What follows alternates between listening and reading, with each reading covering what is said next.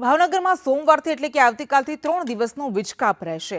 30 જૂનથી 2 જુલાઈ સુધી જુદા જુદા વિસ્તારોમાં વીજકાપ રહેશે। સોમવારે શાસ્ત્રીનગર ફીડર હેઠળના વિસ્તારોમાં વીજકાપ મૂકવામાં આવશે, તો મંગળવારે વિઠ્ઠલવાડી ફીડરના વિસ્તારોમાં વીજકાપ હશે અને બુધવારે જવાહરનગર ફીડરના વિસ્તારોમાં વીજકાપ મૂકવામાં આવશે।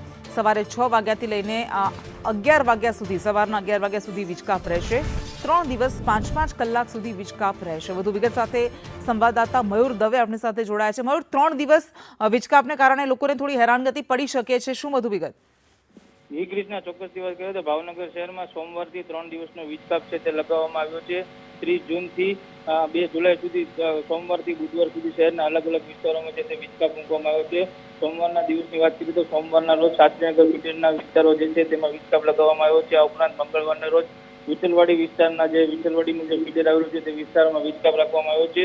આ ઉપરાંત જવાહરનગરના ફીડરના વિસ્તારોમાં પણ વીજકાપ રાખવામાં આવ્યો છે। સવારના 6 વાગ્યાથી લઈને 11 વાગ્યા સુધી, એટલે કે કહી શકાય કે 5 કલાકનો વીજકાપ છે તે લગાવવામાં આવ્યો છે। ત્યારે સતત 3 દિવસ સુધી શહેરના અલગ અલગ વિસ્તારોમાં 5 કલાકનો વીજકાપ મૂકવાથી લોકો પણ છે તેને ભારે હાલાકી વેઠવાનો વારો આવ્યો છે।